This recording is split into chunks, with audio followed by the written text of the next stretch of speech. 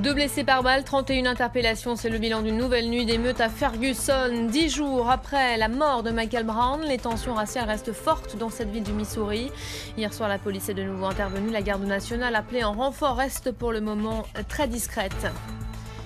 Pas de répit à l'est de l'Ukraine où les combats semblent se durcir. À Louhansk, on nous signale des affrontements en plein centre-ville. À Donetsk également, des tirs d'artillerie ont été entendus dans les districts de Mkivka.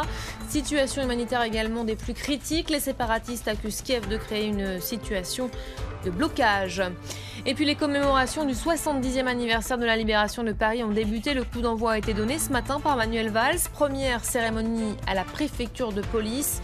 Quelques jours avant l'arrivée des chars, le 25 août 1944, les forces de l'ordre avaient été effectivement les premières à s'insurger contre l'occupant nazi.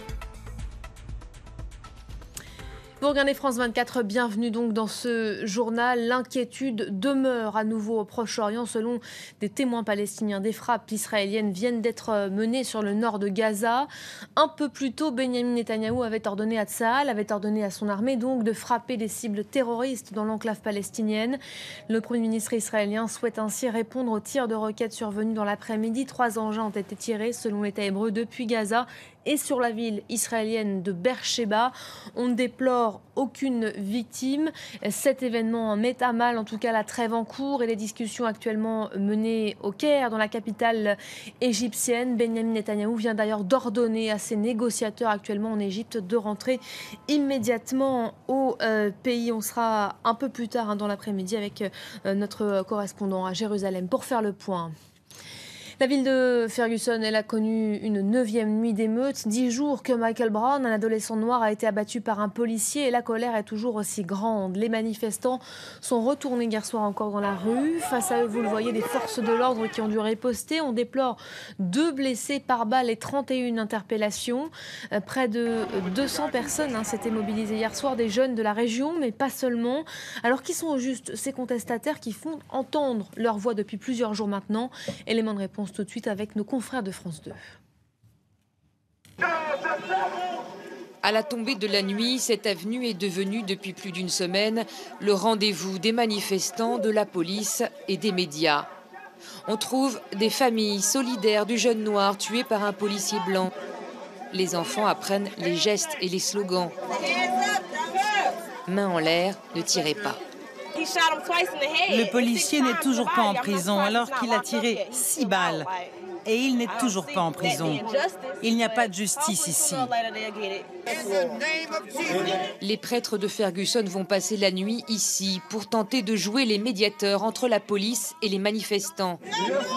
Eux aussi ont leur message sur cette ville pauvre où le travail est rare. Nos jeunes veulent du boulot. Et qu'on ne dise pas qu'il n'y a pas d'argent. On dépense des centaines de millions de dollars pour les équipements militaires de la police. Mais la colère porte d'abord sur les tensions raciales entre la police et la communauté noire. La police aime malmener les Noirs, surtout dans cette ville. Ils nous arrêtent pour rien, ils nous mettent en prison juste pour un problème de circulation. La nuit est tombée, il y a toujours 1 millier de personnes sur la grande avenue de Ferguson. Ce soir, les autorités ont décidé de lever le couvre-feu. Les manifestants n'ont plus le droit de rester statiques afin d'éviter les affrontements avec la police. Les blindés de la garde nationale restent à distance, positionnés pour protéger le centre de commandement. Barack Obama a recommandé un usage limité de l'armée de réserve des États-Unis. Et l'autre grand titre, ce sont ces combats en cours à Louhansk. Les forces gouvernementales et les séparatistes pro-russes s'affrontent en ce moment même dans le centre de la ville. C'est dans cette même zone qu'un convoi de réfugiés a été ciblé hier par un missile. Les deux camps se renvoient toujours la responsabilité des tirs. Un porte-parole de l'armée a donné ce matin un premier bilan et parlé d'au moins 15 morts. Autre ville, théâtre de violents combats, la ville de Donetsk. L'armée encercle toujours la zone. Résultat, la situation humanitaire dans le centre se dégrade. Depuis 48 heures maintenant, l'eau courante a été coupée. Les responsables rebelles accusent Kiev de vouloir créer une situation de blocus pour mieux s'emparer de la localité. Reportage de notre envoyé spécial, Ksenia Bolchakova.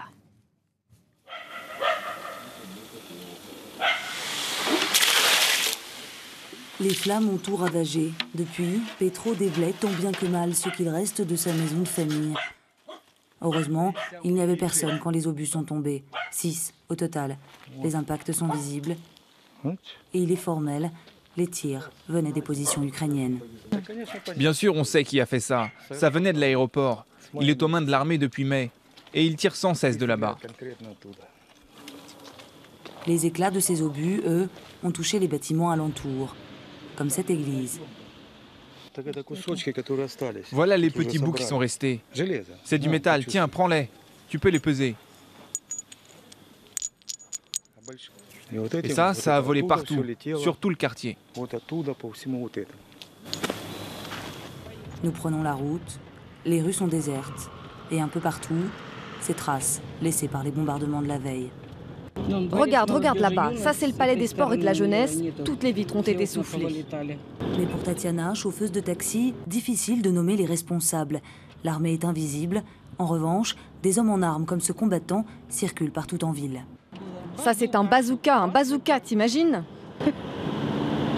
Et tu vois ça souvent en ville? C'est plutôt rare, ça veut dire qu'ils rentrent de mission. Les rebelles surarmés, eux, rejettent toute faute sur Kiev. Dans un bar branché de Donetsk, nous retrouvons l'un de leurs leaders, entouré de ses hommes. La catastrophe humanitaire s'étend en plus des problèmes d'eau. L'approvisionnement en nourriture devient très difficile. Le but de l'armée de Kiev, c'est de nous mettre en situation de blocus. Et je dois dire qu'ils ont partiellement réussi. Et alors que l'armée se rapproche, beaucoup s'attendent à de féroces combats. Ce qu'ils surnomment ici la bataille de Donetsk, pour savoir qui des deux camps pourra asseoir sa souveraineté sur ce territoire. Et sur le plan diplomatique, on a appris cet après-midi que les présidents russes et ukrainiens Vladimir Poutine et Petro Porochenko se retrouveraient à Minsk le 26 août prochain pour une réunion en compagnie des membres de l'Union européenne. Les dirigeants du Kazakhstan et de la Biélorussie, un membre de l'Union douanière dirigée par Moscou, seront également du rendez-vous. Le coup d'envoi des commémorations du 70e anniversaire de la libération de Paris a été donné ce matin, donné par Manuel Valls, le Premier ministre qui, vous le voyez, participait à la cérémonie en mémoire du soulèvement de la police parisienne en août 1944, quelques jours avant l'entrée des chars de la 2e DB du général Leclerc. Ce sont effectivement les forces de l'ordre qui ont été les premières à s'insurger contre l'occupant allemand. Retour sur ce soulèvement en images avec commentaires de l'époque. Regardez. Parti du cœur de Paris, le mouvement s'étend, la fièvre gagne, on tire, on guette. Les FFI s'organisent sous la direction de leur chef, Colonel Roll. Le premier drapeau est hissé sur la préfecture. Et désormais, il faudra modifier la vieille chanson française et dire « Les agents sont des gens braves ». La préfecture de police est le premier bastion de la résistance. Derrière ces hautes murailles se sont retranchés des hommes en uniforme bleu qui en avaient assez de saluer des hommes en uniforme vert. Et pour rendre hommage à tous ceux qui ont mené ce combat il y a 70 ans, des plaques célèbrent aujourd'hui dans tout Paris la mémoire de ces inconnus. Retrouvez l'histoire de ces héros, de ces combattants contre l'occupant nazi sur notre site internet www.france24.com. La prise du barrage de Mossoul a, semble-t-il, regonflé les esprits. L'armée irakienne fait désormais route vers Tikrit. Nouvel objectif qu'elle souhaite chasser des djihadistes. Les forces gouvernementales se trouvent actuellement au sud de cet ancien fief de Saddam Hussein. Elles progressent rapidement, même si les combattants de l'EIL opposent toujours une sérieuse résistance. Des djihadistes qualifiés tout à l'heure d'ennemis numéro 1 de l'islam par le grand moufti d'Arabie. Et puis au Pakistan, la star du cricket joue de nouveau les trublions. L'opposant Imran Khan a appelé ses partisans à marcher ce soir sur la zone rouge d'Islamabad, c'est-à-dire sur le siège du gouvernement. On vient d'apprendre que les partisans de Tahir-ul Qadri devraient eux aussi marcher sur le Parlement ce soir. On retrouve notre correspondante Claire Debusier. Bonjour Claire. Le ministre de l'Intérieur vient justement de tenir une conférence de presse. Les autorités qui ont prévu de renforcer ce soir la sécurité sur zone. Oui, alors c'est vrai que depuis le début, le gouvernement donne un peu l'impression de ne pas trop savoir comment gérer cette crise qui dure maintenant depuis plusieurs jours.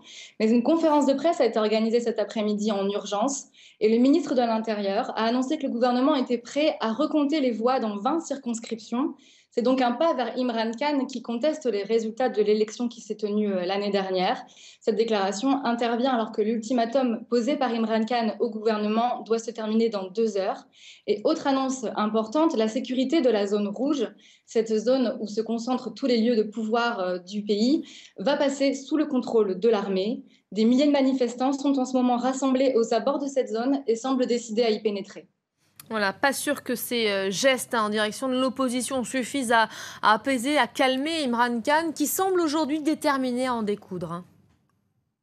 Effectivement, alors on attend encore pour l'instant une réaction d'Imran Khan aux annonces du gouvernement, mais il y a peu de chances qu'il fasse machine arrière, pas après les multiples coups d'éclat de ces derniers jours. Et d'ailleurs, l'autre protagoniste de ces manifestations, Tahir Ul-Kadri, un chef politico-religieux qui a lui-même des milliers de partisans derrière lui, a annoncé il y a moins d'1 heure qu'ils allaient tenter d'entrer ce soir dans la zone rouge. Nous attendons donc de savoir ce qu'Imran Khan va décider lui aussi. Il a annoncé plusieurs fois depuis hier soir qu'il voulait entrer dans la zone rouge et tenir un sit-in devant le Parlement. Alors la stratégie d'Imran Khan divise même dans son propre camp. Il apparaît assez isolé et l'issue de la crise paraît tout à fait incertaine encore ce soir. Claire Debuzet en direct d'Islamabad. Merci beaucoup Claire. C'est la fin de ce journal. Avant de refermer cette édition, un retour à ces images, celles des territoires palestiniens de la bande de Gaza où des frappes israéliennes ont donc été menées tout à l'heure. Benyamin Netanyahou a effectivement ordonné à son armée, à Tsahal, de frapper les cibles terroristes dans l'enclave. Le Premier ministre israélien qui souhaite répondre ainsi aux tirs de roquettes survenus un peu plus tôt, des tirs menés depuis la bande de Gaza selon l'État hébreu. Benyamin Netanyahou qui a par ailleurs ordonné à ses négociateurs envoyés au Caire de rentrer immédiatement au pays. Voilà, fin de ce journal. Prochain rendez-vous avec l'information, c'est dans une vingtaine de minutes. À tout à l'heure.